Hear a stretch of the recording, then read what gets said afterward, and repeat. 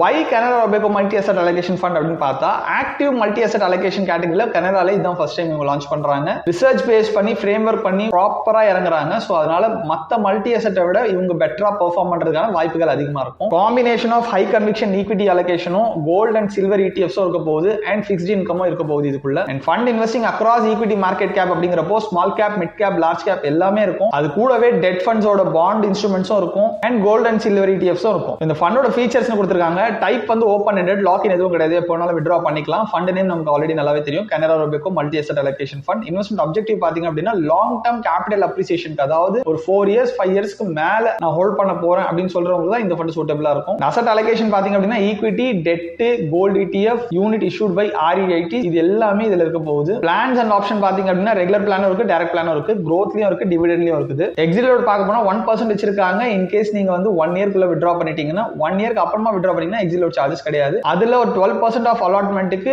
எதுவும் இருக்காது exit load சொல்லியிருக்காங்க. பட் தென் அது ரொம்ப சின்ன போர்ஷனா தான் இருக்கும். ஸோ பேசிக்காக 1 இயர்க்குள்ள எடுத்தோம் அப்படின்னா 1% சார்ஜ் நீங்க கன்சிடர் பண்ணிக்கலாம். Benchmark 65% BSE 200 TRI follow பண்ண போறாங்க. Plus 20% Nifty short duration debt index follow பண்ண போறாங்க. Plus 10% domestic price of gold follow பண்ண போறாங்க. அண்ட் கடைசியா பிளஸ் 5% டொமஸ்டிக் பிரைஸ் ஆஃப் சில்வரும் ஃபாலோ பண்ணுவாங்க. ஏன்னா எல்லா எக்ஸ்போஷரும் இருக்கிறதுனால எல்லா பெஞ்ச் மார்க்கையும் இவங்க ஃபாலோ